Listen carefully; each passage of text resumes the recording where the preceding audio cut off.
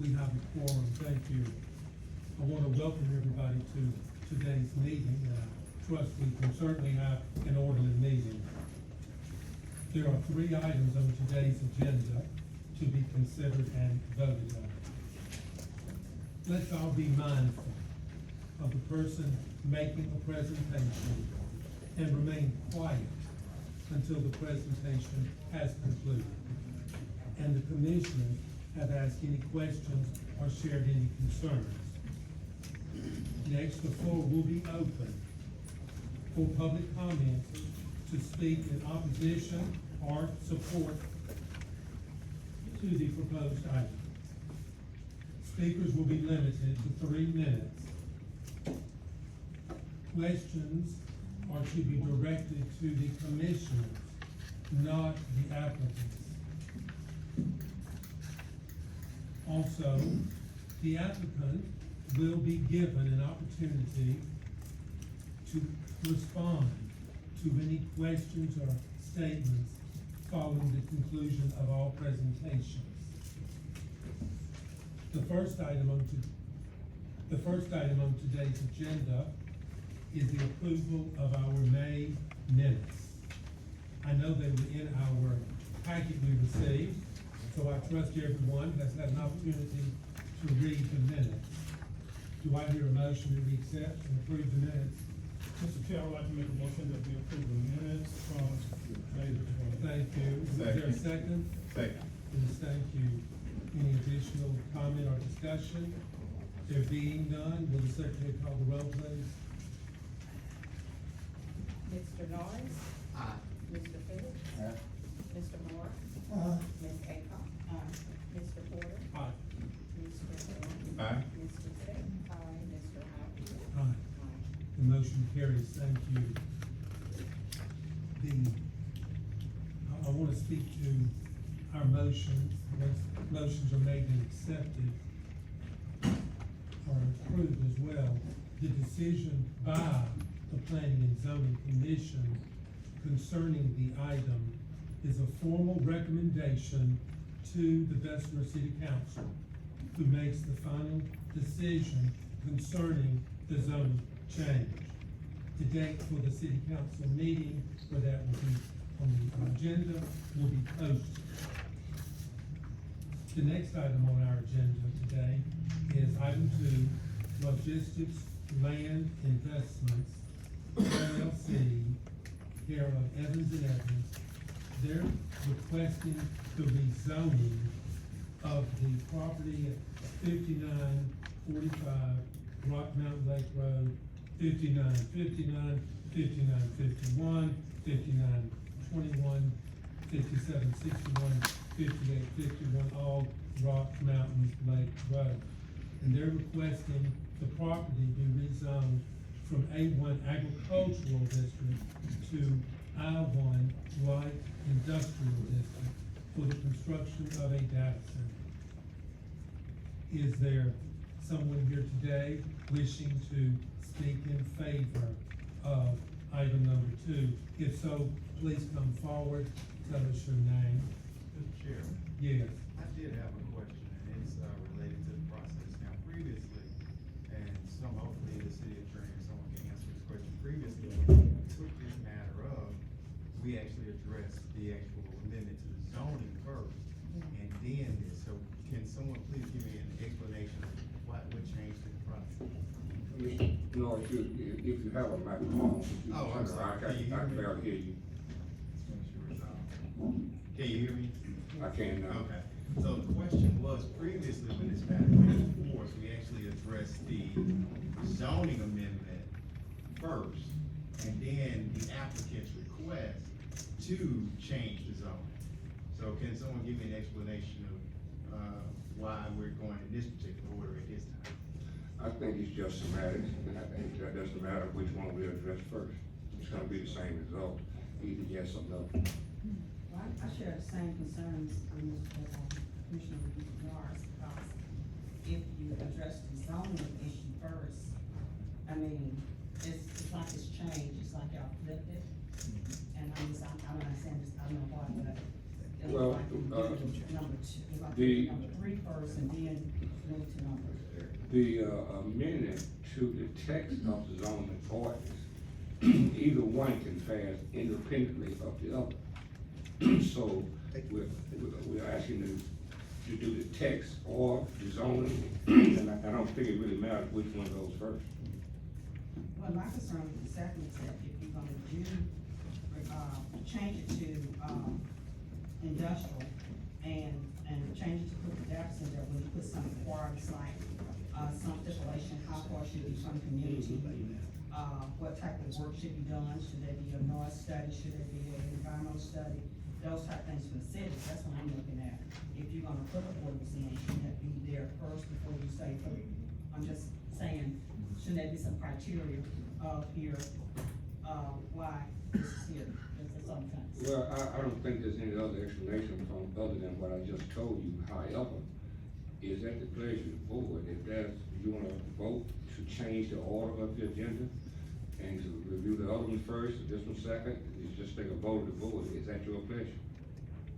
My pleasure, yes, I think, I know it's gonna go either way, like you say, but I'm just curious why it's done that way. I can't answer that question.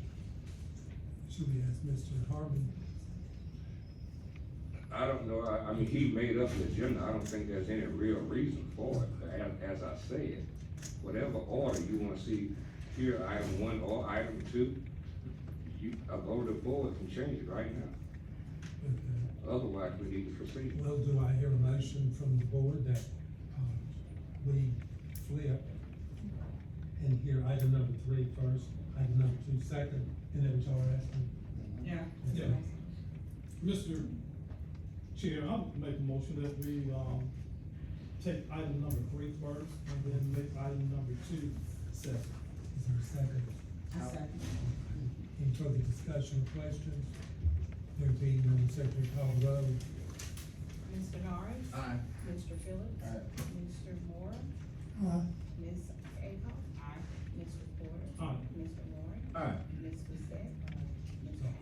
thank you, we have a quorum, the motion carries. Item number 3, amendment to permitted uses of I-1 zoning. City of Bessemer requesting that the Planning and Zoning Commission recommend amending the list of permitted uses of I-1 light industrial zoning to include a data center as a permitted use. Is there someone here today to speak to this?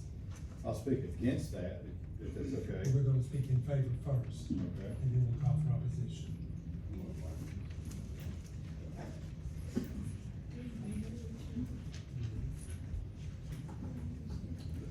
Good evening, Mr. Chair, and ladies and gentlemen of the commission. My name is Martin Evans. My address is 2001 Park Place North, Suite 540, Birmingham, Alabama, 35203. And I represent Logistics Land Investments. We're in favor of a text amendment to the I-1 zoning classification to allow a data center as a permitted use. The city's zoning ordinance does not specifically delineate in any of the zoning classifications where a data center is allowed.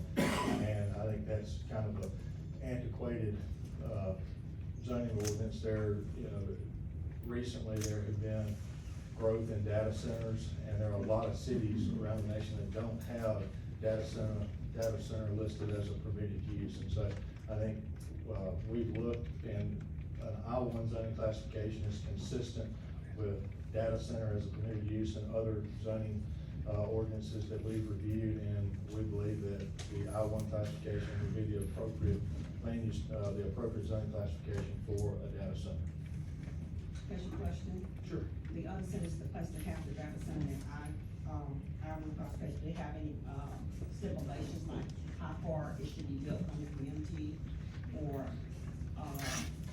environmental concerns, anything like that in their ordinance? I may have to ask our engineer, Connor Patton, to address that, because I think that there are varying, text in the zoning ordinances that may even, spell out classifications, but on the whole, the use data center is just a permitted use, and there are all the setback regulations. I don't know if there are any special exceptions or anything like that that apply to that Like, specific. Virginia, whatever, you know anything about that one? In Virginia? Suspicions? Connor, do you anything about this is our engineer, Connor, Patton, and also, we've got, some representatives from Logistics Land Investment, maybe it'll speak up, but I'm sorry, I just don't. Yeah, I just think y'all done, since you said there are other states that have in the I-1, and obviously their ordinance, and I'm just saying as a, just to help me along, to understand it better. They just changed the data center, no stipulations to say how you build it, or what you do in that ordinance. Yes, I'm Connor Patton with Kinley Horn, civil engineer, 2 North 20th Street, Suite 800. Yes, looking at nearby cities, Birmingham, Montgomery, Huntsville, other cities around the state. I don't have the actual uses in front of me, but generally they are listed in a use table similar to a warehouse or similar to a, restaurant, that type of thing, in a use table where it generally would be allowable in this type of industrial district or planned industrial district. Whether they put in like anything, environmental concerns or noise concerns, anything like that. Not that I can recall, I can try to find that, if I find it in my notes in the next couple of minutes, I'll let you know. Not necessarily just Alabama, but other, like, big data centers are located at. Generally, any kind of sound ordinance would be more of a broad, requirement for all developments, not necessarily honed in on just the data center use. I know not necessarily data center use, but usually noise, of course, you can do things like construction use, saying things like, building a berm in order to hide or to protect the community, something like that.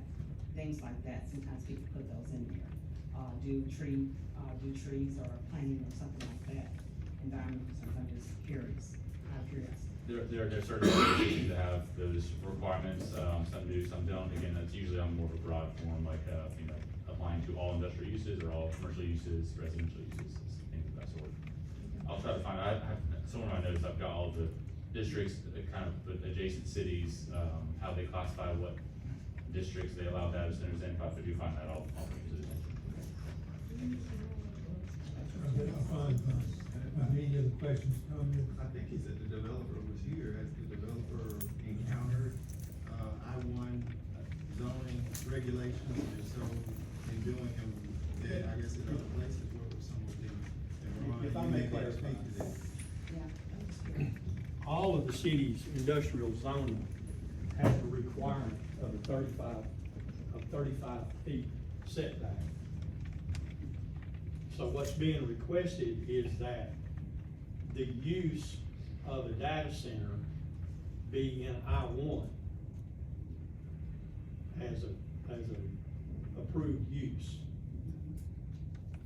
I mean, changing the setback requirements and any other issues would have to come in changing what is done in I-1 or in the city's industrial portion of their zoning ordinance, which is not what's being requested. What's being requested is that a data center be added to I-1 zoning.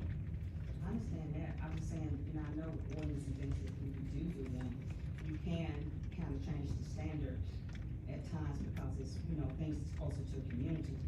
You can't put that in the ordinance that if things are closer to a community, you can change that setback. I think that would come in item 2, I-2, okay. not item 3. I think Okay.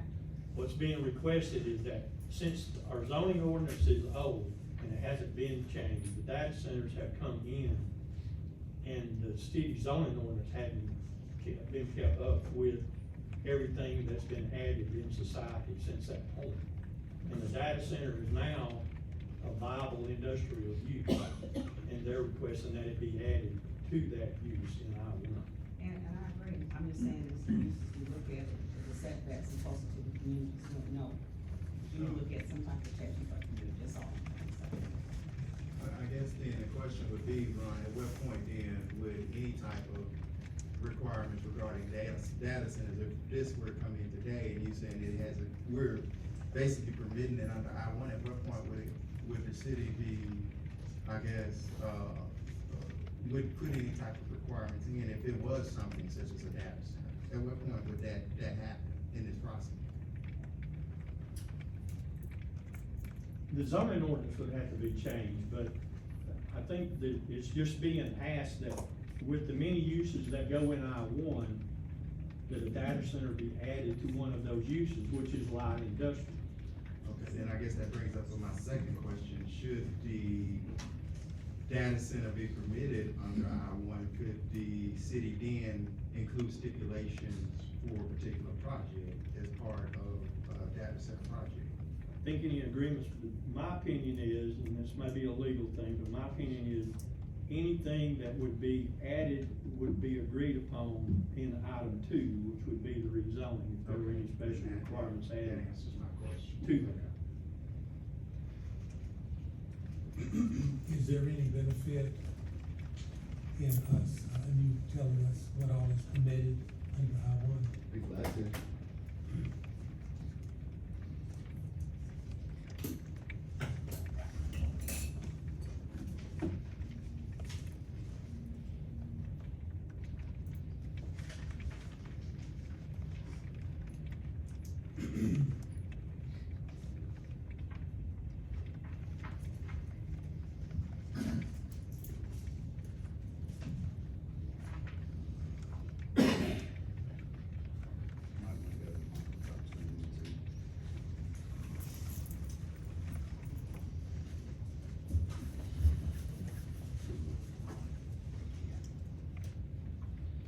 These are the requirements for I-1 light industrial district.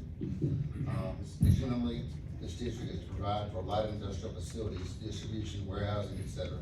The permitted uses are as follows: light industrial fabricating, processing, assembling, and manufacturing uses, but expressly prohibiting uses which are in lower class districts and those uses which are especially detrimental to property or to the health and safety beyond the district by reason of the emission of odor, dust, gas, fumes, smoke, noise, vibration, or waste material.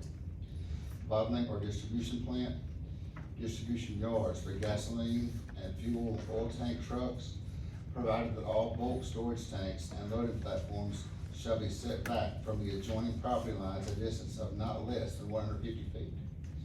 Heavy equipment sales and services, highway maintenance yards and buildings, helistops, permitted by review only. Laundry and dry cleaning plants, service of agricultural machinery, automobiles, buses, trucks, boats, boat trailers, prefabricated structures, and mobile homes, service stations with garages, signs and billboards, provided that such uses meet the requirements of the signs use regulations, truck and bus terminal facilities, wholesaling, warehousing, lumber yards, storage, and those businesses which are incidental thereto, including building materials yards, provided that the operation does not involve the storage of any materials of an explosive nature, and provided that there is no open storage of junk or salvage materials of any type in connection with the operation. Thank you. Thank you. Mr. Chair. I'm sorry, Mr. Harmon, did I hear you state that in your read that it was 150 feet? Yes. Setback? Yes, distribution yards and gasoline, fuel, oil tanks, here. Yeah, distribution yards and gasoline, fuel, oil tanks are permitted. The loading platforms shall be set back from the adjoining property lines a distance of not less than 150 feet. Thank you. Yes, sir. Mr. Chairman, if I might, I think I may be able to address the point you were making earlier. Under section 6.1, this is the light industrial zoning classification.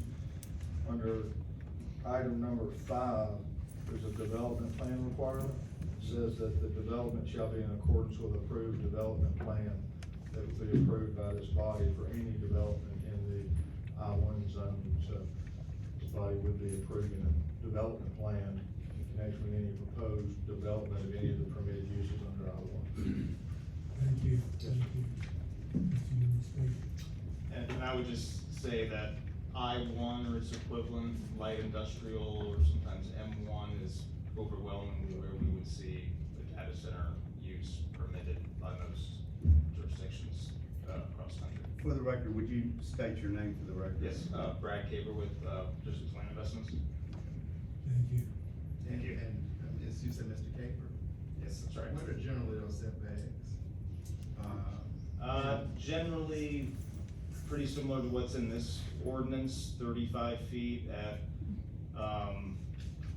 like a front yard, or I'm sorry, maybe 50 feet at a front yard, 35 at a side yard, 35 at a rear yard, sometimes 35 feet all the way around, sometimes less. It's generally not, it's usually around there though.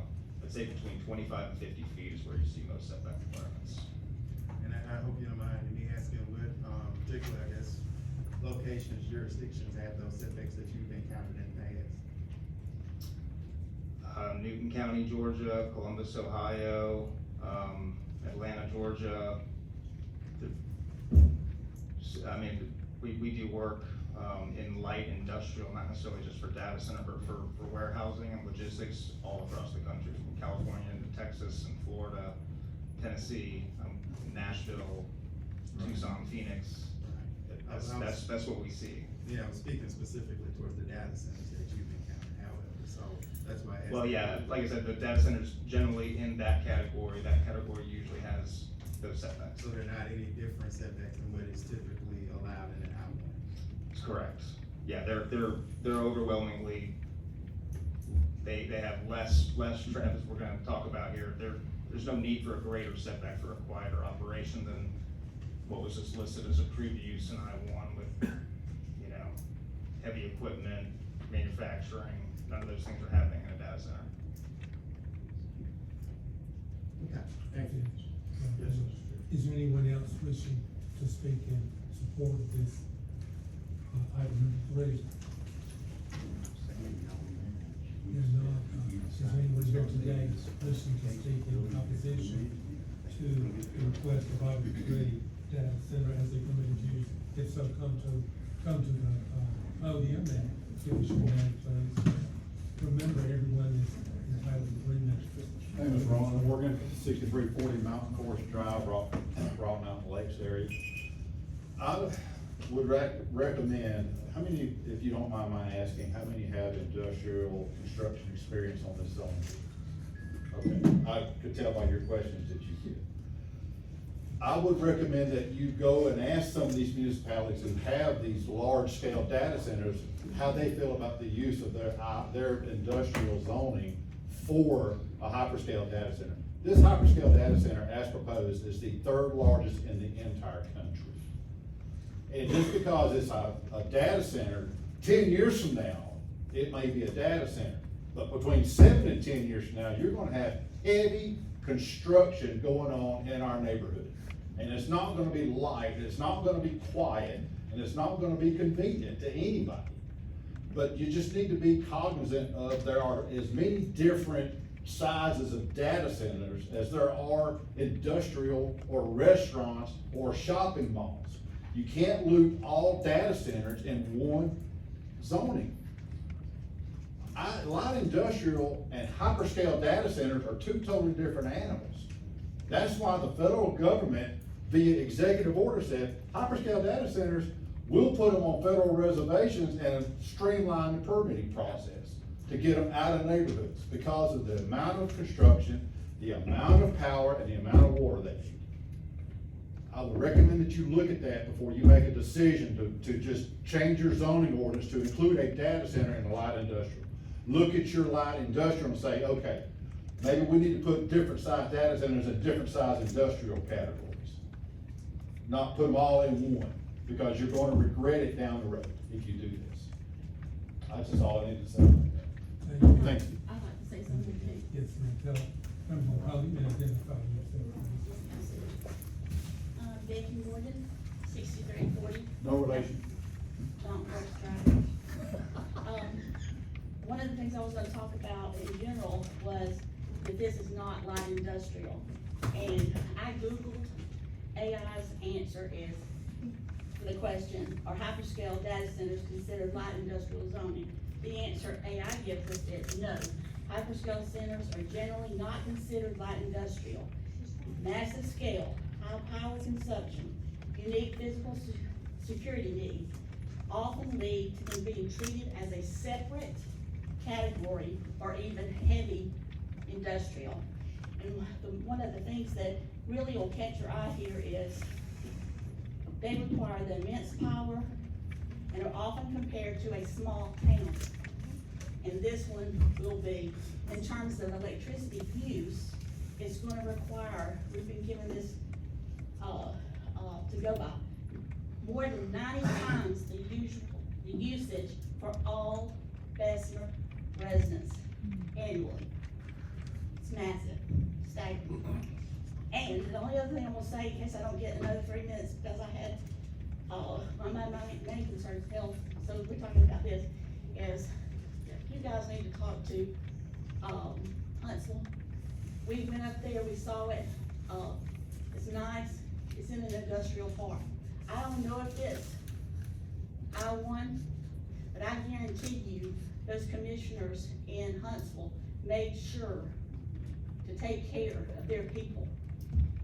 It's nice, but we live off of a 2-lane curvy road, and we should not be in the middle of all this with the residents on 3 sides. So, I still have some more time, but that's all I have on, in opposition to light industrial. Thank you, thank you. Thank you. Ms. Humble, yes, sir.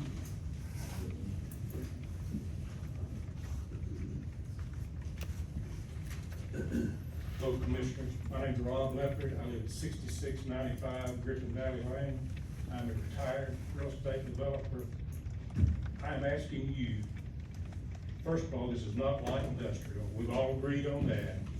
And I would ask you to write a separate ordinance or separate zoning classification that would include a data center, in particular, one that would give adequate setbacks from residential property.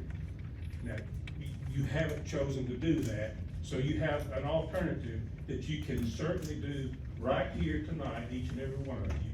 You can add a covenant or restrictions to this zoning request that would include minimum setbacks that are adequate for the residents in the area.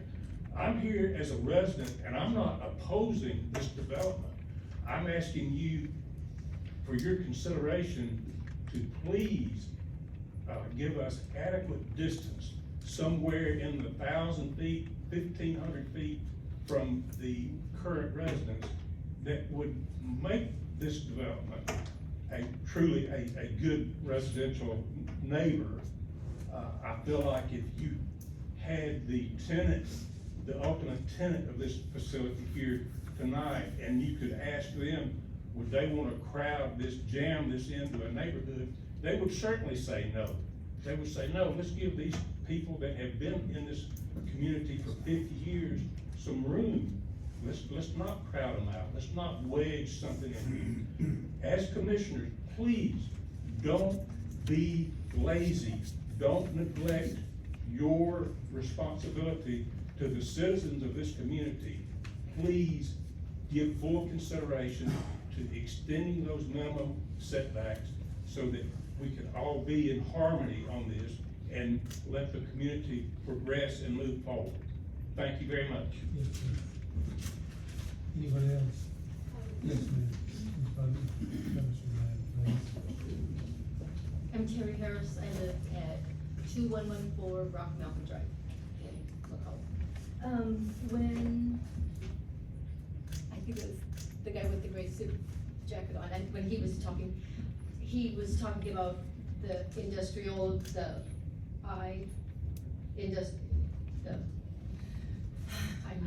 he was talking about the, was it the I-1?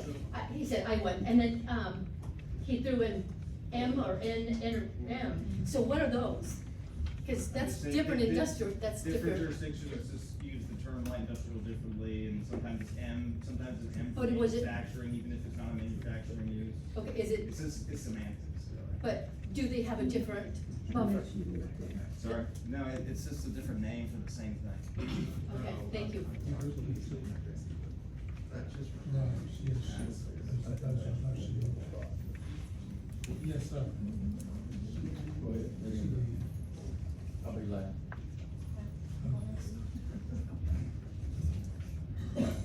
Court order 5749 Fury Lane. First, I don't think that, that data center could be compared to, the size of a grocery store. Alright, we understand the value and need of modernizing, especially with the use of data centers. We are hearing about the constitution of the project, the construction of the project. However, our primary concern is the specific location and potential impact of the quality of life of our senior community. We believe there are alternative sites that could accommodate this development while minimizing the destruction to our residents. The quality of life that'll be affected by our senior community, noise pollution, traffic congestion, the visual impact, their peace of mind of just seeing that community intact. The environmental considerations, you're bringing in chemicals, the trucks are gonna be dropping oil, so they're looking at the impact of the environment along with the wildlife. And then last but the most important is their property and the value of their property. Has there been any planning as far as how the taxation would go? Who's paying for what? Will the city of Bessemer pitch in before the residents of McCall? Those seniors have needs, and I'll repeat those needs again. The lack of noise pollution, the lack of traffic congestion. They need their visual surroundings intact. They don't wanna fear or be skeptical about any environmental considerations, and they're scared of what's gonna happen to their property. I repeat, we understand the importance of this center. It's not as important as our senior community and their needs, but we do oppose the location of it. Thank you. Thank you. Yes, come to the podium, tell us your name, please. And remember, you address us. Yes. Good evening, my name is Tina Mann, 6125 Rock Mountain Lake Road, McCalla. I have been doing a lot of research on light industrial and data centers in general. And I found that a widely accepted definition of light industrial are those uses where impacts do not extend beyond the site boundary. And I looked up even Bessemer's, what Bessemer has on record for I-1, and it is the same thing. It doesn't extend beyond the site boundary. But we know that data centers do extend beyond the site boundary. Given that the noise, air pollution, and other data center impacts can extend into nearby residential areas and beyond, they should not be classified as light industrial. In fact, they should be classified as heavy industrial. Here's why data centers might be considered heavy industrial. Data centers can generate noise, heat, air pollution that can affect surrounding areas, and unlike and limited impact typically associated with light industrial uses. Data centers require substantial amounts of power, often more than what is typical for light industrial.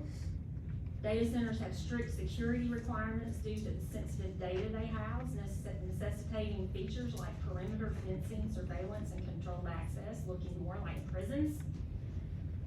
Data centers could face public resistance due to concerns about noise, visual impact, and potential strain on local infrastructure, which is why most of us are here tonight. Environmental considerations also come into play. Cooling systems and diesel backup generators can create air quality issues and noise concerns, as well as negative impacts on wildlife. Diesel generator emissions can pose a threat to health and area residents if they run at times other than during rare emergencies. Diesel exhaust particles contain over 40 known cancer-causing organic substances. So those living around that data center, I mean, we're gonna be exposed to all of that. A proposed data center may harm aquatic resources through direct impacts such as filling in wetlands, bridging a stream, or removing a forest, which would obviously have to happen. We've got one of the streams that runs through that area. And even a fish, I believe. The daughter, okay. Water impact supplies, all data centers need a cooling system, and they either cool by air or by water. Those are the two most common. By air is, more noise, and by water, we're talking about, the needs of 500,000 gallons per day, of water. The thermal and other pollution impacts of cooling water discharged to a stream or other aquatic resource are problems. The discharged cooling waters may contain anti-fouling chemicals that could have toxic or other pollutional impact on We thank you recipients. for your comments. Thank Okay. you very much. Thank you. Yes, ma'am. Someone else wishes to speak? Yes. Come to the podium and tell us your name, please. I know, my name is McCullers. I've been living in McCullough pretty much all my life, back and forth. McCullough's a community, it always has been, it was since Route 8. But what I'm concerned about, this zoning committee, we in McCullough, we have no votes, we can't vote, we in the Bessemer cutoff area, that's a big problem for us. But what I'm thinking about, how can they come in and let y'all, and tell y'all that they wanna put a light industrial thing in an A1 when they know it need to be an M something? But for y'all to hear all this information about this industrial standard, and still let them come here and tell them to put that in y'all A1, that's a problem.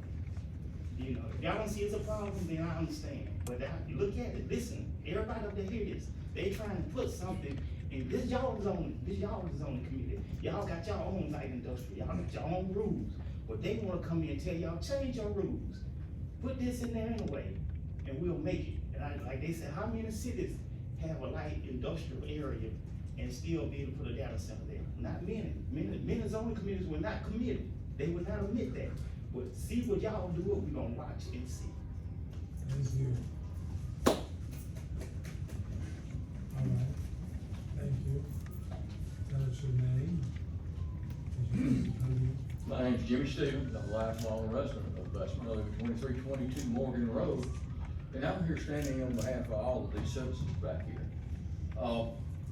They think that I am powerful enough to come up and say, you cannot do that. I went and got a couple of attorneys' opinions, and the power lies in you, members of the zoning board. But I'm going to speak on behalf of these citizens, because from what I see on this, it's just not right for these folks. It's just not right. You're coming within 35 feet of property line. You're developing 200 of 600 acres. You're placing it in an I2 zone, I1 zone. In an I1 zone where you have mini storages and things like that. Has anyone talked about the police and fire protection and how they're going to take care of this very valuable piece of property? All I ask you to do is to listen to the concerns of the citizens.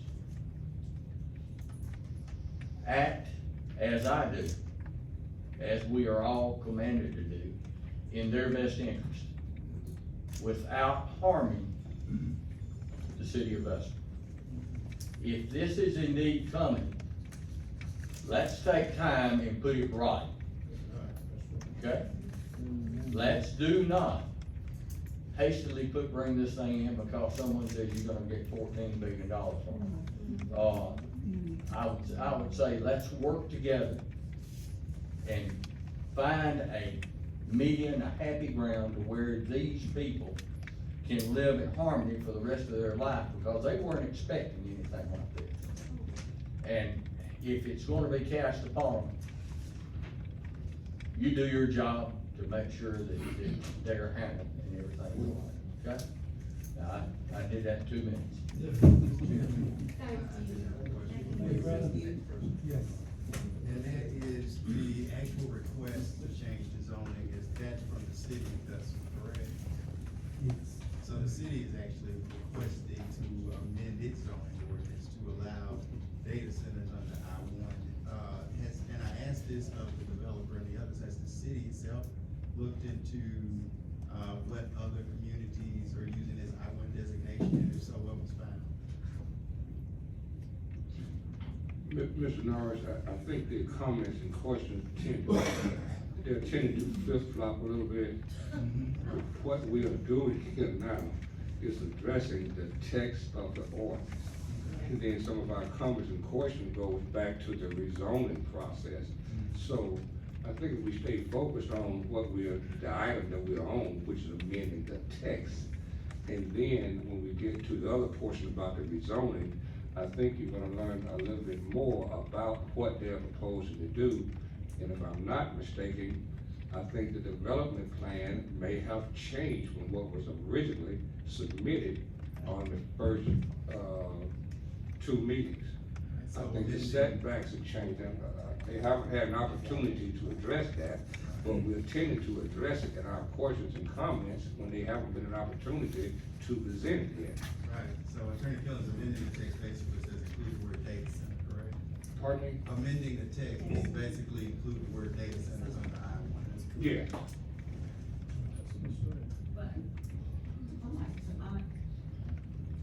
I'm a technical person, and I'm one, two, three. If you're gonna put data center in there, I'm having hard times, and like, I'm on the same page, I guess, as planners and engineers think that way. Shouldn't it be something to, if you're gonna just put it in this ordinance, it also follow up and say, I mean, I'll believe the development plan for the future, we're not just voting just for this project, we're voting for the future once we put that in there. That's correct. And so, shouldn't it be something to protect any other project or any other community that comes in? That's my concern. I'm just saying, we're just saying data center, but no requirements. And although they may be in their development plan, but the next development plan, what's gonna be in their development? That's what I'm having issues with. It's like putting a cart before a horse. As an engineer and environmental person, I am environmental disclosure. That's what I did for a living. And I do have issues with that. So, because there's nothing to come in and say, you know, the next development come in, it could be in my name. I'm close to it. But thank you for giving me that perspective. No, please don't do that. I'm just saying technically, I'm being strictly technical, I'm just asking a question, that's why I'm having a hard time. Thank you for your comment. Mr. Chair. Yes. I would just like to make this statement, and, I've listened to everything that everyone has said. I can only speak for myself, having 30 years of experience working in a data center. Within those years, I never contact with cancer. I know cancer causing elements such as cell phones, microwave ovens, x-ray machines, when you go to a medical facility, those things right there causes cancer. Not one time have I ever come across any of my colleagues that I've worked with have ever come in contact working in a data center in contact with cancer. Now, it also has been stated that data center lower property values. Data centers do not lower property values. What about our water pressure? I do not know where that information is coming from, but one thing I will share with you, at the bottom of AI, it always gives you a disclaimer. It tells you, this information may not be factual. So if we're gonna give statements like this, let's look at the whole statement. Again, data centers do not cause cancer. The question was also brought up, what about police? What about fire department? We have several police stations housed right here in the city of Bessemer. We have fire stations everywhere.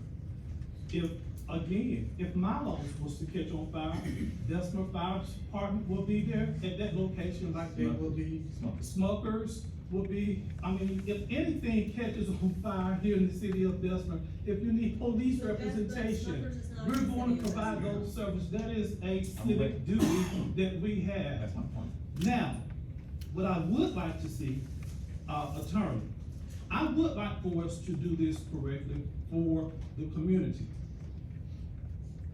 Can we go back and, duly noted within our ordinance, the setback in terms of 150 feet?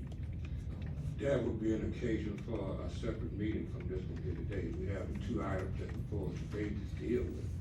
And right now, we don't know what the proposed setback is in the development plan that they're about to present here today. And as I stated to you, I think there's an additional setback from what was originally proposed. It's a greater setback what they're proposing now than what was initially proposed. Okay. So we haven't heard that yet. Okay. Thank you. Is there anyone, please don't. Let me say this, I know how compelling it can be when you hear something that's being said that you disagree with, but we ask the audience to refrain from yelling out during the meeting, please. Everybody that wants to speak will be given an opportunity to speak, but until that time, just respect the other people that are speaking and not yell out. Thank you. Yes, thank you. Is there anyone else here who wishes to speak in opposition to us on item 3, requesting the commission to recommend amending the list of uses to include the phrase data center? Yeah, am I allowed to ask Yes, ma'am, questions? give us your name, please. When you were stating that, and I Your don't know. name, if not it's- to speak to us. I don't know if this gentleman is Yes, listening, ma'am. did he say that, flammable materials were allowed under, light industrial? Yes. Okay, 'cause so diesel fuel was allowed in light industrial? In heavy amounts? Okay, what The about? amount's 'cause- not mentioned. Okay, cause I had thought when I read the zoning or what you allowed under there, that it said it could be highly flammable materials or anything allowed in that. Ma'am, I don't see the word flammable listed here. Okay, or fuels or anything like that, okay, well then I read it wrong. You have another question? Yeah, well, and I also want to speak to, the logistics point, cause he said that, most data centers that he's in contact with or whatever were in the A1, or zone light industrial now. Well, this data center is a hyperscale, so it's on a different scale. This one is 45 times bigger than the average size in the United States data center. It's 45 times bigger. So I would like to know how many hyperscale data centers they have within that. Within his opinion of it being put in the A1. He will be welcome to return to the podium to answer the question, yes, ma'am. Mr. President, here's a point of order. In the procedural process, if questions are raised by members of the public, they're not to be directed directly to the proponents of the item. If the board, when they come up to the podium, if the board on behalf of the public want to query them, ask you some of the questions you heard from the public, that's fine. And if they, in hearing those questions, voluntarily address those items. But we don't wanna get into a question and answer between the Okay, public. can I and- rephrase the and- question then? I apologize. Just go ahead and ask all your questions, I'm sure someone from Okay, the board. I'll rephrase the question, you said, on the board, how many hyperscale data centers are you aware of that are in that zoning category? The A1? Because I don't know. That's not my expertise. Thank you. So now, as I said when we opened the meeting, the applicants will be allowed to respond to the questions or comments. If the applicant would like to get up and address some of the issues that they've heard from the public, from the county commissioner, they're welcome to get up and do so, otherwise, it's time to call the item for a vote. Right, yes,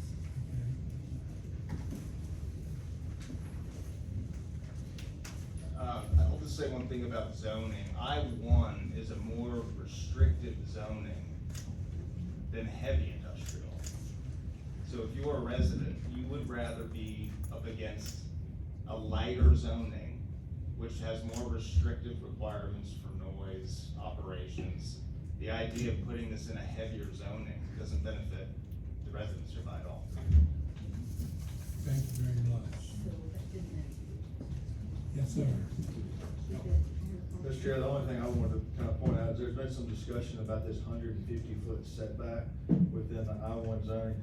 That relates to if you are storing bulk storage tanks with fuel or gasoline, which makes sense. I mean, if we've got a flammable explosive, let's back it up. But that's where that 150 feet would apply. I don't think that the same setback should apply to exterior buildings. And then I did, Google on AI whether or not light industrial, hyperscale data center or light industrial, and I got a very different answer, so just want to point that out. To your point, AI, I think sometimes hallucinates, gives you answers you want to hear, and then all this. Thank you very much. Do any commissions have any comments or questions? I just say, Mr. Chair, I looked at it as well, and I've been going through the white paper from the Urban Land Institute. They essentially do recommend industrial zoning for data centers, including hyperscales, and I did also, while they were speaking, have a look, and so hyperscales, according to the Google search that I saw, can in some cases be up under an I-1. I guess my biggest concern, and this may be addressed in the second, with the second item, are some of the setbacks and what type of research we had done and who made the decision for that. Thank you very much. Do I hear a motion to accept or reject item number 3? Mr. Chairman. Requesting the Planning and Zoning Commission amend the list of permitted uses for I-1 to include data center. Mr. Chairman, I move to approve item 3. Is there a second? Second. Any other discussion? Just one question. Yes. The Attorney Killens mentioned it, so the text that we're amending, we will require, as a Planning and Zoning Commission and a city, a separate meeting to actually deal with some of the requirements for data centers under I-1, is that correct? No, Not not necessarily. necessarily data centers. All we are doing now is of all the items that Mr. Harmon read out that are permitted under I-1. Right. We are adding the word data center as one of those many things. But I just want to be clear, if there were requirements that the city wanted to put in, that would be done in a separate meeting, correct? If they want to come back and change the ordinance and add that, but that would be subject of another hearing such as this. Okay, that was my question. Thank you. Will the secretary please call the vote, please? Mr. Norris? Aye. Mr. Phillips? Aye. Mr. Moore? Ms. Akoff? No. Mr. Porter? Aye. Mr. Warren? Aye. Ms. Doucette? Aye. Mr. House? Aye. The motion is approved. Thank you.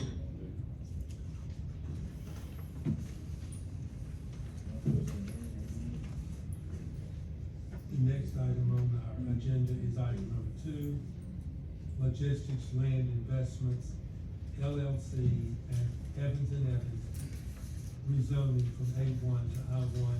The applicant is requesting the rezoning of the above property, 5945 Rock Mountain Lake Road, 5959, 5951, 5921, 5761, 5851, all Rock Mountain Lake Road, to I1 Light Industrial District for construction of a data center.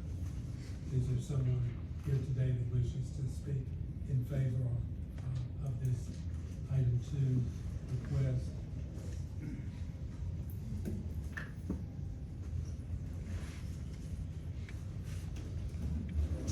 Again, good evening, Mr. Chairman, ladies and gentlemen of the commission. My name is Martin Evans, 2001 Park Place North, Suite 540, Birmingham, Alabama, 35203. I represent Logistics Land Investments LLC, and we're here before you tonight for a request to rezone from A1 to I1 and also for approval of our preliminary development plan. We were previously before you on this same or similar project. We received a favorable recommendation from this commission, but before it could be heard by the city council, there was a temporary restraining order issued by a Birmingham judge, and ultimately the Bessemer judge, who was a correct judge that had that case, dissolved the TRO, but that caused an interruption in the process and didn't allow us to go to the city council. So that's the reason why we're back before you tonight. We have made some revisions to our site plan based on some of the comments that we've received from the community and the opposition, including we've added some enhanced buffering to our site plan. I'm going to allow my client to come up and walk us through the enhanced site plan. But before we get there, So I've got Brad Caber with me here from Logistics Land Investments, and I've also got Connor Patton here, who's our engineer. And Connor may be able to respond to technical questions, Brad may be able to answer questions that more about, you know, the project and benefits and things like that. So, as you stated, Mr. Chair, we're seeking to rezone 7 parcels of land from A1 to I1 for a state-of-the-art data center. And this is property located off Rock Mountain Road and right at the intersection of 2059 and 459. We're also asking for approval of our preliminary development plan that we submitted in connection with our rezoning application. We walked through our plan in February and March, but we want to go back through it again tonight to make sure everybody understands it. And you know, I do want to go ahead and highlight a couple of things though, while we don't have a busy site plan and things like that to be distracted by. This is a 670 acre parcel of land. It's mostly timberland. We're asking to develop 100 acres of it. All right, so the remaining 570 acres will be left essentially in its natural state. Okay, there's 17 buildings that'll be on this property that are shown on our site plan. Half of them will be located well within the interior of this 670 acres. Just to give you an idea, 670 acres is roughly a section of land. If it were a square, that would be 1 mile by 1 mile. It's a big piece of land. The property is less than a quarter of a mile from Interstate 2059 at its nearest point. To the north of us is timberland. To the west of us is timberland. There are no developments or houses immediately to the north or to the west of us. On the east side of us and on the south side of us, though, there are 12 residences, 12 out of 670 acres that abut this large piece of property. All right. There are 3 roads that run on the southern and southeastern and eastern side of the property. Mountain Forest Drive to the south, Rock Mountain Lake to the southeast, and then Diane's Drive to the east. There are only 3 houses that are within those public roads but don't abut us. So there's a total of only 15 houses that are even on the same side of the road as our project. All these 15 houses are within the city of Bessemer, or outside the city of Bessemer, and they're all approximately a half mile from 2059 and 459. All right, tonight you're gonna hear opposition again to the project. I understand that a large number of opponents can be intimidating. I have been in your shoes before. I served on the Jefferson County Planning and Zoning Commission for nearly a decade, and I'm used to having a room full of opposition. And, you know, there's always gonna be opposition when there is a development next to a residential, existing residential, even 15 houses and more across the street. Even if the developer wanted to put in more houses, there's gonna be opposition. The oppositions always point out traffic concerns, stormwater concerns, and similar concerns.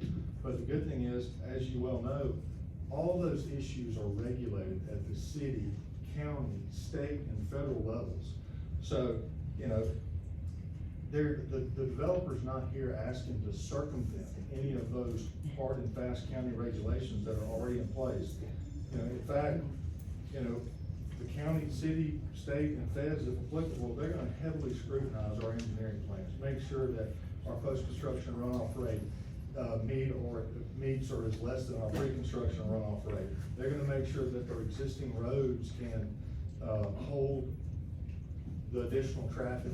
They're going, if they can't, they're gonna require us to make improvements to it. So all these protections are already in place. So fortunately for you, you don't have to sit there with the engineering hat and say, okay, do I need to make a decision or not on whether these roads have capacity or not? That's something that your engineering staff already does for you, okay? What you're really deciding is whether this rezoning is, this proposed rezoning and proposed development is good for the city, and it certainly is. This project is gonna take a large tract of raw land close to the interstate and put it to a productive use, which creates jobs. It's gonna be a catalyst for the local economy, and it's gonna provide tremendous tax benefits to the city. And our site plan shows that this will be done with minimal impacts on any adjacent properties. From land use, this type of development is something that city planners dream of, all right? Although there's gonna be opposition, this is clearly something that is best for the city. And we would ask that you again recommend approval of our rezoning request and also approval of recommend approval to the city council of our rezoning request and also, approve our preliminary development plan. So at this time, I'd like to turn it over to, Brad Caber with Logistics Land Investments and let him go through, a pre-presentation and show our site plan. Thank you so much. Yes, again, Brad Caber, and thanks again to the Planning and Zoning Commission for hearing us again on this case. We actually do have the site plan, just didn't have an easel to put it on this time, but over here is the updated site plan that was included in our application. But I have a handout I'm gonna give to each one of you up there, if that's okay. It's gonna have just some more information, including that site plan, but Connor's holding it up here. The scale is huge, as Martin was saying, so you're gonna have to read the text there, but we are showing, much larger setbacks. What you consider larger setbacks? Larger setbacks. So we're showing 100 foot, it's actually more than a building setback, 100 foot non-disturbance here at every property line here. So this building's about 200 feet away from this property line. Same with that, slightly more. This building's about 500 feet away from the property line over here.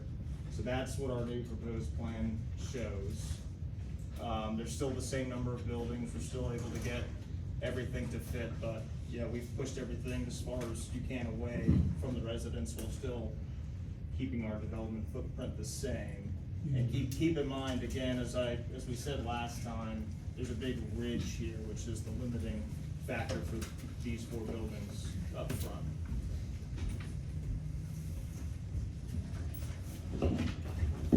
So, feel free to follow along with that handout, but just wanted to cover, a couple of main points for the project, and apologies for this is redundant from last time, but yeah, 675 acres total. Martin did say, and he is right, this wouldn't impact, we wouldn't have more than 100.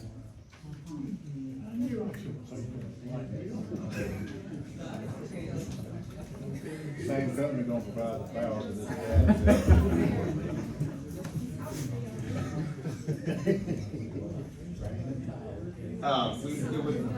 There wouldn't be more than 100 disturbed acres on the site. So by and large, the site would remain untouched. Anything you see between the buildings isn't otherwise being cleared. It's all gonna remain forested, just like it is today. This would be, that project that you see there all in total, when everything's built out, is over $14 billion projects. The project would provide significant tax and financial benefit to the city, as we'll see in the handout, all while having no negative impact on schools in terms of overloading schools with populations, and provide very little traffic impact also, with about 330 permanent jobs here on this campus. And they're good paying tech jobs. The site would go from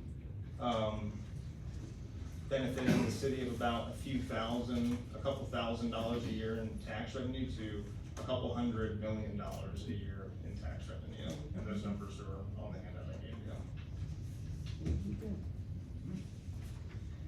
I've included in there the line of sight study that was also provided last time, just showing what the site looks like from different vantage points, the different roads fronting the property, and again, with the topography and the vegetation that's there, with the building site, that's what we're showing now. It's going to be very similar to the story you probably saw from the local news, when the local news agency rode up to Huntsville and interviewed the man who lives right next door to a data center. So we're spaced apart from the neighbors, similar to that development there. And by the way, if you didn't see it, he said he sometimes forgets that they're there, and he can fall asleep on his porch and all that stuff. And as several people have already said, there is just a lot of misinformation about these buildings, and I'm just gonna hit on a few of those for you now. But first, just as an example of the different studies we do, even up to just this point, we've completed a phase 1 environmental site assessment by Terracon, a local engineering company. No recognized environmental concerns exist on this site. So there's nothing on record here, or that was observed in an on-site field observation by a scientist that says there's anything to note here. We've done a preliminary waters of the United States delineation, which says we're gonna identify every stream and wetland on this property. And and that site plan, by the way, shows 0 impact to all the streams on this site. So we will not be filling in a wetland, filling in a stream, and the few times we have to cross a stream, will be done with a bottomless box culvert. We don't have to impact the stream at all, and we won't be. And that's the way the site is laid out there. We've done a threatened and endangered species assessment on this site. Can I see that? Your threatened and endangered species assessment, when you finish. You may say it, yeah, sure. So this report involves different agencies, U.S. Fish and Wildlife, Georgia, the Alabama, and I don't have the acronym here in front of me, but our hired professional communicates with those offices about this site. They go over any studies that are on record, and there are no threatened endangered species on our site. There's no bald eagles out there. People have been on the site to see and record these things, and they do not exist. So there's again, a lot of misinformation out there about what's in the water. There was an article, I think it was from yesterday, about a species that is in a stream, not on this site, but nearby. Again, we're not impacting streams. Any on-site construction work that happens is done the same way it happens on any other site, where you have erosion control measures, best management practices regulated by the state in place to ensure we're not impacting these things. So Bigfoot is not out there, correct? Not that we've seen, no. I think he went off to the south, one of the neighbor's property maybe, but, This Department of Interior, 77, Fish and Wildlife, report, you got one of those back, or did you do that report? There's- Section 7 report, that's what it is. I have a report that says our consultant spoke with someone at the Office of U.S. Fish and Wildlife Services to understand what species are we looking out for on this site. They sent a listing, or they say no listing? Yeah, there's a list of species I'd have to defer to my consultant who's not here. I mean, I have hundreds of pages of reports from environmental site assessments, threatened and endangered species, cultural resources. So I'm happy to get you the information you need. I think what we're saying in general though is that if there was actually concerns on this site, we wouldn't be developing it. That's the question, who's your consultant that did the environmental assessment for you? Who is the consultant? Who was the consultant that did, is your consultant? You said you had a It's our consultant, yes. I said their What's name the a name minute of the ago, company? Terracon. Terracon. That's Okay, right. That's all I know, Terracon. Yep. Thank you. And then, so anyways, I gave you a list of just some questions, some misinformation out there, and some of this we've already hit on, but the minimum setback for I-1 light industrial, we've already said this is 35 feet. We're showing 100-foot minimum setbacks on the site plan. Our data center's noisy is a constant complaint. Again, there's a response in here for that. I mean, there's real information you can go get, but I would just refer you to that news story. I don't think there's anything more, concrete than the fact that a reporter who probably had the slant to show everyone that there's a big problem here, went there and interviewed a guy that lives next door, and he falls asleep on his porch. Do utility providers have sufficient capacity? So yes, we have serve letters from power, water, and sewer for this site. Some of which will require upgrades to their services, and all of which would be burdened by us, and we would fund any improvements to those utilities for upgrades needed to serve this site. What are utilities? I'm sorry, Mr. Chair. Utility. Yes. The utility companies that you mentioned, water, power, sewer. And they're Jefferson County sewer, correct? Yes, it's. It's Jefferson County Environmental Services, be sanitary sewer, Warrior River Water Authority will be the water provider. And Dow will be Alvin Power. Yes, sir. And what creek is on that site? Did y'all say was there? Y'all not gonna impact? What creek? There's several creeks on this site, and we're impacting none of them. Wood Creek. Huh? Which creek was? I was curious. What's your question? My name's Dr. Acomp. I was just asking, what was the name of the creeks, or do you know the name? I have them in the report, do you want me to? Yeah, I'm Flip to that looking page, for give it. you the name? Can I take Okay. a look at it? Just out of my curiosity. I'm just trying to see what watershed you're in. Black Warrior. Black Warrior's watershed. Black Warrior watershed, Little Blue Creek.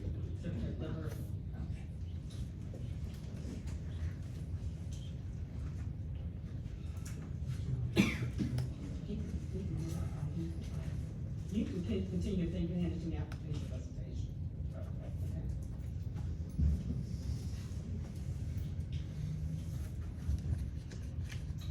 The existing roads, again, the actual traffic impact of the site with 330 jobs spread over 675 acres and multiple entrances is, the existing roads are more than adequate to handle that. Would go through its own permitting process, and should a turn lane perhaps be required off that road, we would be required to install that. But the traffic impact is minimal. Data centers have the lowest impact of any industrial use categorized.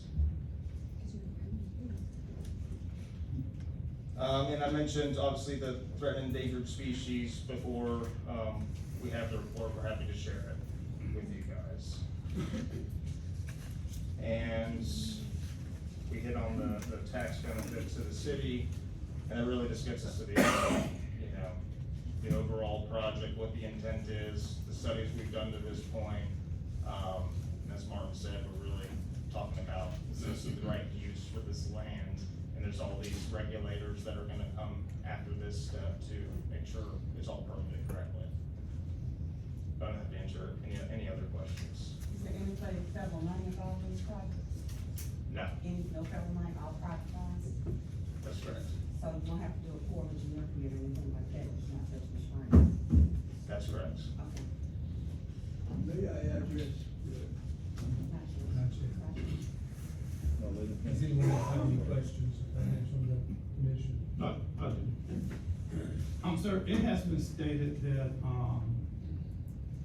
each facility will have a generator, correct? It would. You know and I know that generators do not run 24 hours a day, correct? Correct.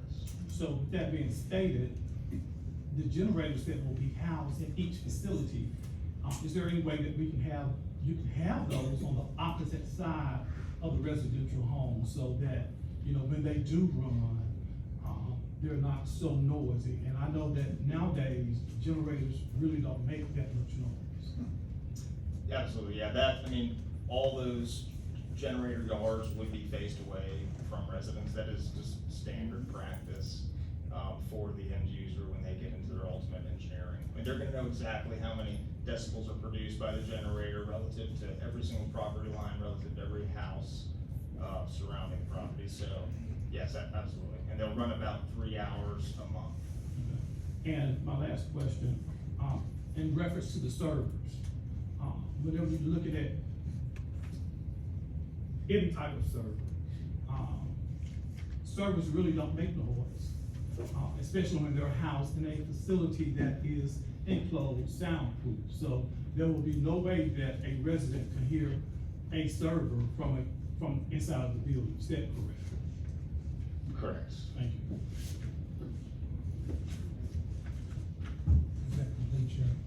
Yeah, just have to answer any of the questions if Thank you there very are. much. Yeah, I did have one question. All right. Can you reiterate you're building in 100 feet setback from the residential property line? Yes, sir.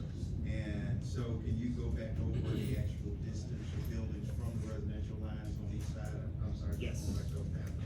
no problem. So we're showing that, if you can, it's on the handout, but the only measured dimension you're gonna see from here is 100 feet from the property line. So we are showing the original 35-foot buffer in that hatch line, which goes all the way around the property. So the red line is the property boundary.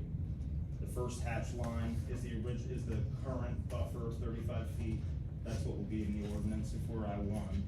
And we're showing that we're not having any impact within 100 feet of the property line is what we're showing. So this building's 200 feet from the property line. The road going around it is no closer than 100 feet. This just for scale, some of the residents that we've heard from tonight, they're down here. This is over half a mile. This is about 3,500 feet from here to here. So there's these buildings will be within a few hundred feet, but it's two of them. And out of the 18, most of them are behind the first ridge. And the scale is just hard to communicate, so that's when we spend a little bit of time making sure we understand. This is over half a mile, right here. So if the site were square, it would be, almost a mile by a mile. The scale's quite large. Okay, so 200 feet there, and then on the other side, because I do think there's some residences on the other side where I see. Yeah, so in fact, on that side, we're showing 130 feet to the first disturbance, and the building is closer to 300-400 feet. Is that including equipment or just the building itself? Just the building. I mean, generally, I'm just referencing a typical ordinance, which will define a building setback or a parking setback.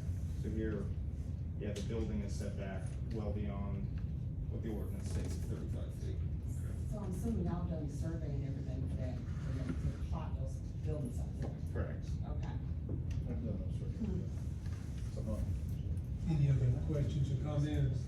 Thank you very much. Is there anyone here wishing to speak in opposition? Oh, yes. Item number 2, so please come forward, tell us your name. And remember, we're 3 minutes. Ron Morgan, 6340 Mount Forest Drive. I'd like to ask a question. The misinformation people said this is a 1 mile square piece of property, but their setback's gonna be 100 feet. Why is that? There's woods on the west side, there's woods on the north side. Why put it within 100 feet of the residential community? If you've got 672 acres, why there? Why can't you move it further out? Absolutely. Okay, that's one. The other thing is, I noticed that their site map is very conveniently shaded out gray where you can't see communities impacted. How convenient is that, I ask you? Why not have them come in with a map that shows you the 12 houses that don't matter in the grand scheme of things? They're just people, we don't care about them. We're gonna give the city and county $200 million in tax incentives. To hell with the 12 families that are gonna be disrupted. They don't matter. This is wrong. There are industrial parks in this city already set up for this madness. That's right. And the city don't own the road, the county does. So they're saying that it's not gonna be any impact in the city. That's true. The county's gotta make the access, and how are they gonna do the construction? Everybody here knows that when they come in and do construction, they tear every damn tree down, and then they have to plant so many back so you get the same coverage of shrubbery. But that 100 acres is all hills and creeks and wetlands. And they can't just come in there and say, well, we're just gonna put a box bridge over that and just drive across it. And then we're gonna just clear this 250 square feet, and we're just gonna stay right within this footprint and put this building up. And then we're gonna quietly move through the woods to another little spot and build another one. And this is gonna go on for 10 damn years. The impact to the community for 330 employees, maybe 2 full-time, the rest are gonna be contractors. They're not gonna be full-time employees. And most of the construction is not gonna be quiet, and it's not gonna be limited. It's gonna be wide open, concrete trucks, box trucks, tractor trailers coming in there, dropping off steel, everything. This is not a quiet little, not gonna impact anybody, but 12 people we're gonna have to just screw over to put this here. This is wrong. Wrong. Thank you, yes, sir. You'll tell us your opinion. My name's Marshall Sorry. Kippingsworth. I live at 6177 Mountain Forest Drive. Let me just make a general statement. I have done enough research to refute everything this has been stated. To give you an example, I talked to this company who is in the same business that you fellas are. Speed up, Marshall, you're gonna run out of You time. have to talk to us. I'm just turning. Down, please. What's gonna happen is that 675 acres is gonna be razed, clear. What was stated by the gentleman earlier is impossible. Impossible. I talked to engineers who do this. It's impossible. Let me go further.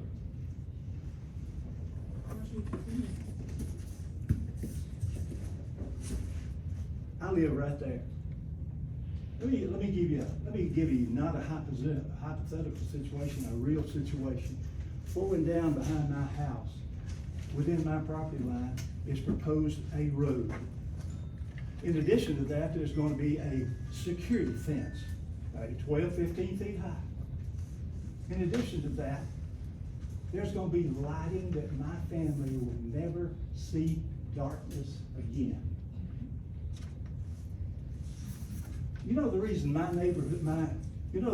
neighbor aren't here tonight? My neighbor, Rudy, walks in here, walks with a oxygen tank day by day. Mr. Conn left just a few minutes ago because he has to go take care of his wife, who is totally invalid. She faces a situation where when she hears a unfamiliar noise or loud features, she goes into spastic, unimaginable recall. We're gonna put up with 8 years of that. Mr. Conn and Mr. Rudy is gonna put up with 8 years of nothing but dust, a man who can't even breathe. And we said the aesthetics was gonna be fine. No. I have experienced this property when it was a timber property. It was clear cut 100%. It looked like I had opened up and went to heaven. But now we're gonna open up and go to heaven, but we're gonna have ugly buildings. All down here, all we're gonna see. It was stated earlier that it did not affect property. I've already had a search. I've already had an appraisal. Right now, if I sold my home, put it on the market, you know what I get? 40% does already impact on the value of it. Yet at the same time, Jefferson County is just sending out their tax appraisal, Your and time is it's going up. expired. Thank you very much. Well, we'll Yes, take sir. it. Thank you. Is there anyone else who wishes? Yes, sir. Everyone else. Tell us your name, please. My name is Charles Miller. I'm the policy director at the Alabama Rivers Alliance. We're a 501c3 nonpartisan nonprofit. We work statewide, but we're based in Birmingham. Address is 4439 Fifth Avenue South in Birmingham. One thing that I've heard is that there's going to be other regulatory frameworks that are going to provide sort of another bite at the apple for other bodies to address things like traffic, air pollution, water pollution, etc. That's certainly true for water pollution. That is not true for water quantity, because our state has no regulatory framework for dealing with water use. What that means is that they're not going to have to go to ADEM to get a permit for water quantity. They will not have to ask anyone's permission before they start taking water, wherever they're going to take it, through the Warrior River Water Authority. So a question I would have for the developers would be, where specifically, not just the Warrior Water Authority, but where specifically, what body of water or what groundwater source is that water going to come out of, and how much water will be used when this hyperscale data center is built to its fullest extent. I would also say that there's been a little bit of, I think, confusion and maybe ambiguity about some of the species that are present there. So the Birmingham darter was recently discovered. That means it's not had time to go through all the steps that it takes to be listed as an endangered species. It's a years-long process, and I think, quite frankly, making a decision before that process has been completed might be a little premature. The last thing I would ask of the developers is, why were the ESA reports, why were the core wetlands delineation products not made available to this body before you guys took this up? I've seen a lot of big projects in a lot of sensitive places, not just in Alabama. And I think one hallmark of a lot of them, especially the bigger the project is, people want to do it fast, fast, fast. And I think a lot of times we would all benefit from taking a step back, slowing down a little bit, and thinking a little bit more deeply and making sure we have all the facts we need before we make a decision. Thank you. Thank you. Is there anyone else? Yes, sir. Yeah. Give us your name, please. James Williams at 5499 Alara Lane, right off of McWayne Drive. I'm concerned about the weight of water that's going to be turned off. I'm right on the creek, from the creek that runs on the 5920. I'm right on the creek. The majority of water that has come down, I'm one of the few that be flooded because my backyard gets filled up. So if any water comes from wherever they want, any, I'm not talking about a big rain, I'm talking about a little bit more. Because today, the pipes in front of the house was filled. I've spent over $2,000 putting bigger pipes in front of the house. So if any extra water comes from where they're planning on, I'm gonna be hurt. Thank you. Is there anyone else? Yes, sir. My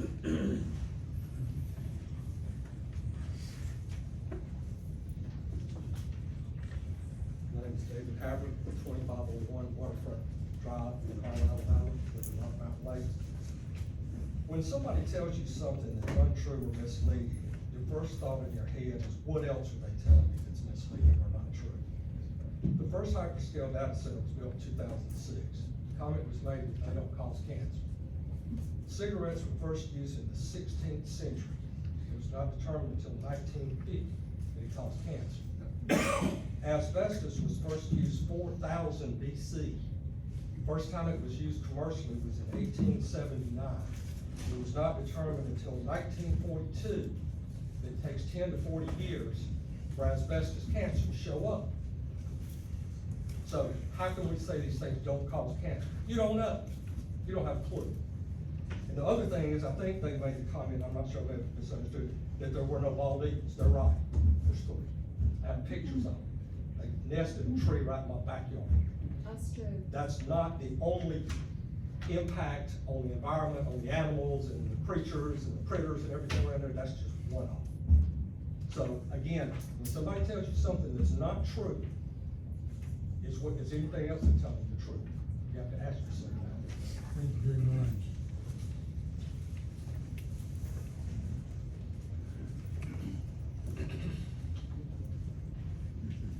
I'm Jerry McNeely, and I want to address, I'm concerned about the procedural steps and what's being considered here. At the time when that property was purchased, it was an agricultural place. It was a wilderness, so to say, and that's something that's valued. You cannot get that. There's no reason to destroy something that is natural for something that is unnatural, especially when there is no public good. Nobody can tell us that there's a public good to have a data center that stores people personal information that we did not consent to.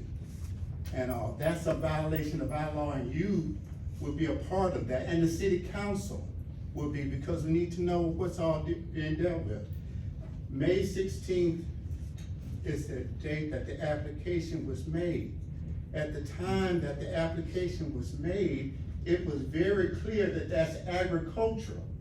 And so now it's like when the camel get his head under the nose under the tent, it brings the whole body. But this is not a camel.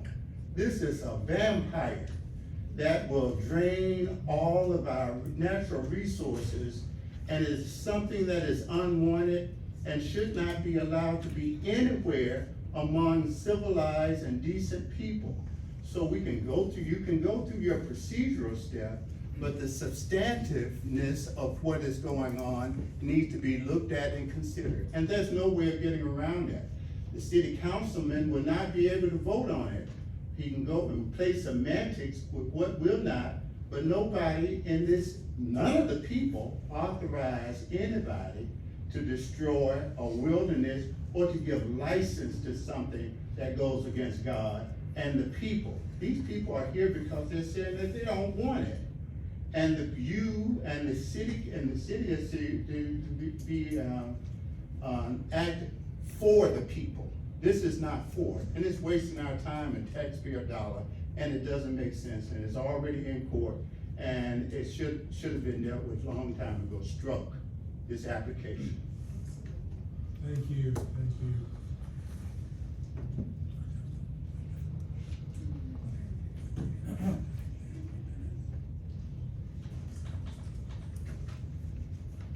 Yes, tell us your name, please.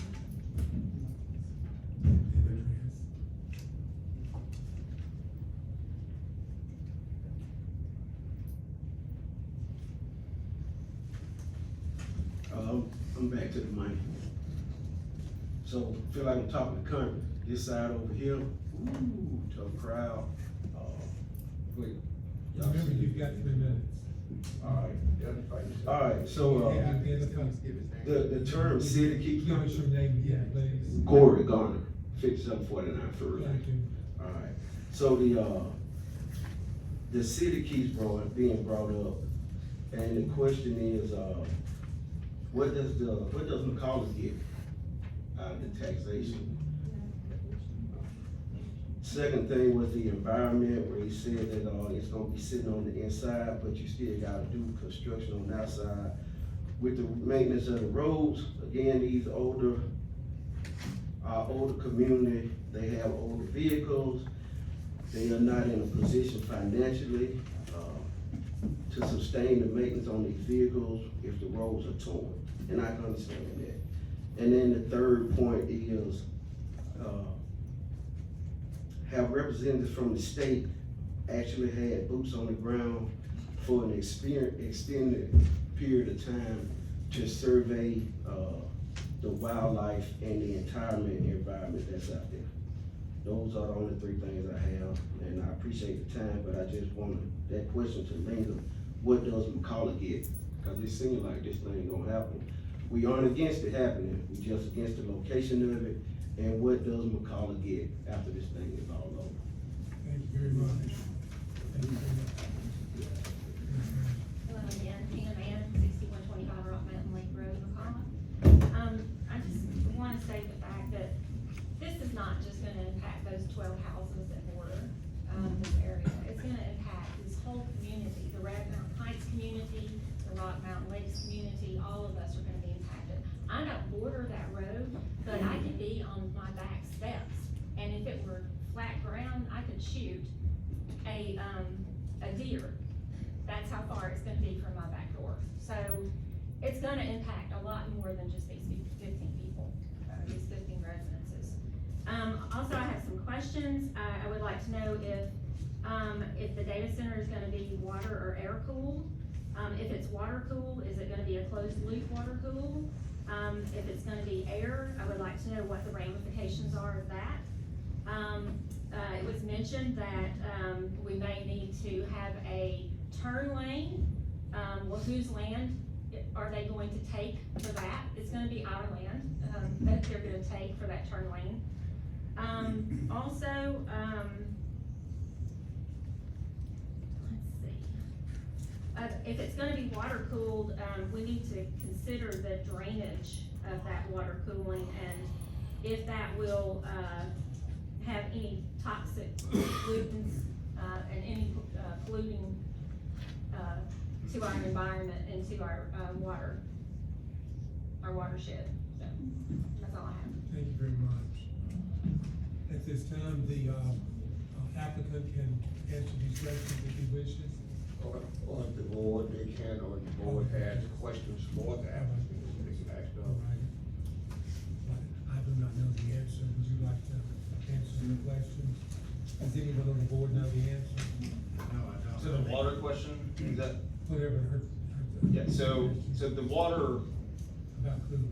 so it's to be determined if it would be water or air cooled. Generally, the users want water cooled systems, and it's up to the water districts to determine if there's enough volume of water available to service them, right? So in this case, Warrior River Water has a plan that says we can achieve your water demand, and it would require some upgrades to our system that you would have to pay for.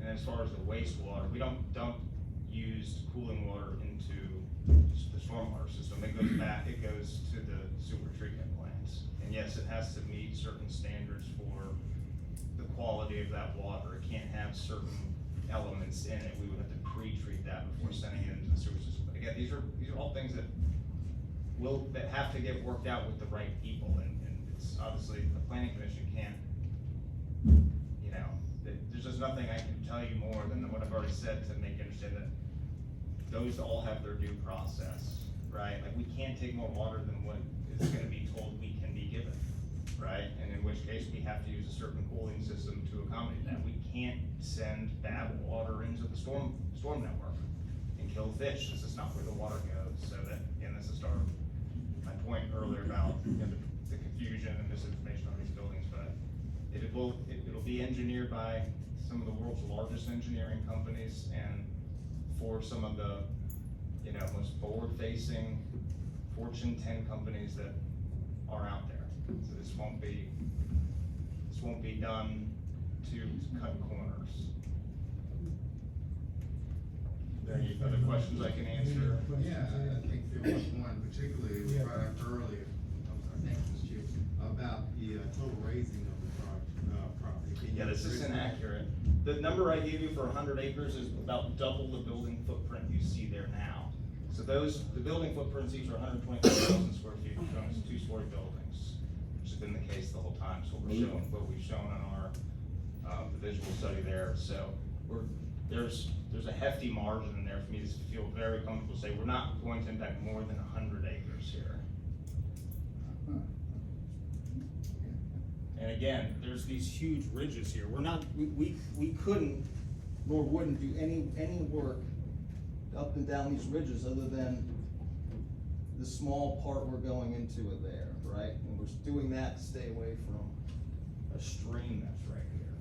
So where we put these buildings, I mean, we're trying to minimize environmental impacts, which again, we're not touching any streams or wetlands. And that's, you know, because otherwise I could move that and not go into this ridge at all, but those are the constraints we have that aren't necessarily obvious while looking at the site plan.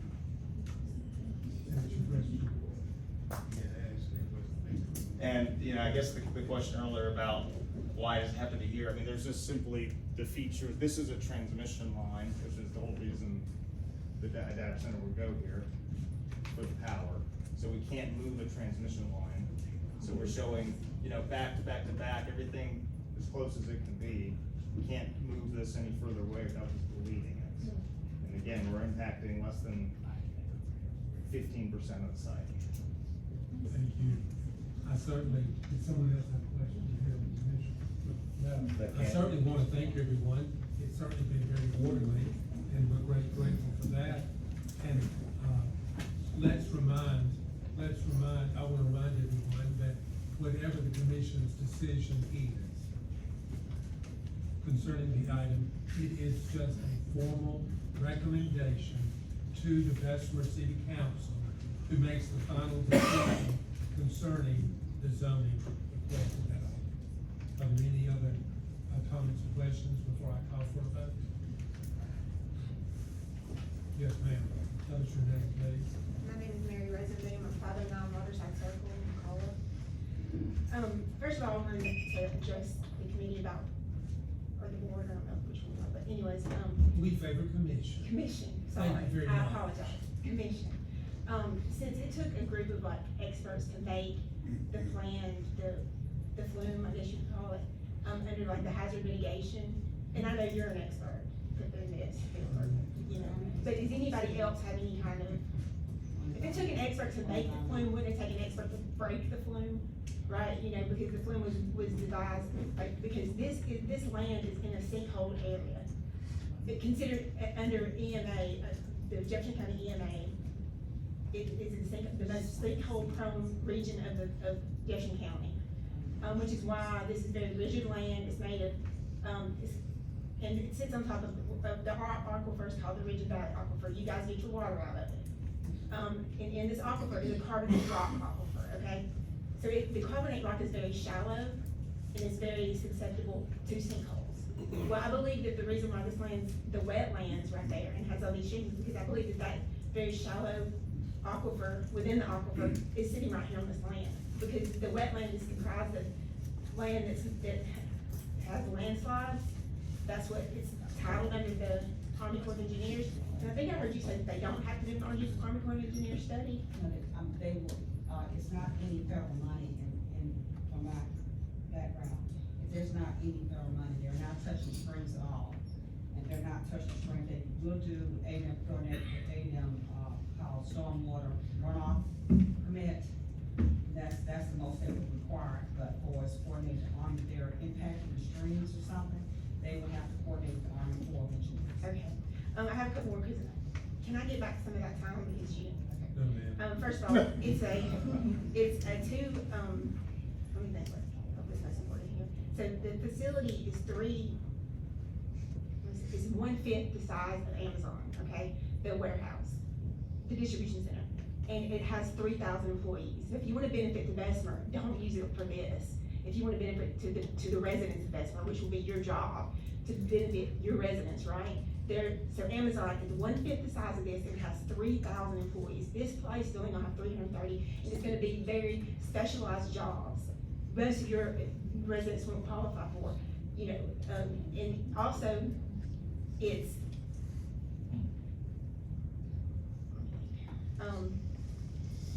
you say the best use of this land will be food. It's agricultural, so go grow some food, you know, there's land islands in Bessemer. So the best use would be food and not a warehouse or a data center. That would be a better use of the land. And also, this is under current litigation. Can you even make a decision under current litigation? Your time has expired, thank you very much. Thank you very much. Mr. Chairman. Yes. With all this being shared, can we move this in? All righty, I was gonna say, is there a motion to accept or reject item number 2? And I want to reread it again. The applicant is requesting the rezoning of the above property from A1 agricultural district to I1 light industrial for the construction of a data center. Is there a motion? No, and approval of development plan. You just made a motion. And approval of the development It's plan. not And, just, no, please not listed here, of the development plan. Thank you. motion rezone. Yes, and sir. approval Motion of to rezone development. and approval of the development plan. Thank Mr. you. Chairman, with what was just stated. Yes. I would like to move this item. Second, can we hear a second? Any further discussion? There being none, will the secretary call the roll, please? Mr. Tibbetts? Mr. Moore? Ms. Maycock? Nay. Mr. Ford? Aye. Mr. Warren? Aye. Ms. Doucette? Mr. Houghton? The motion carried, passed. Thank you. So this is just a damn formality, y'all There already being- made up your freaking mind. There being no, that being objection for adjournment, meeting is adjourned.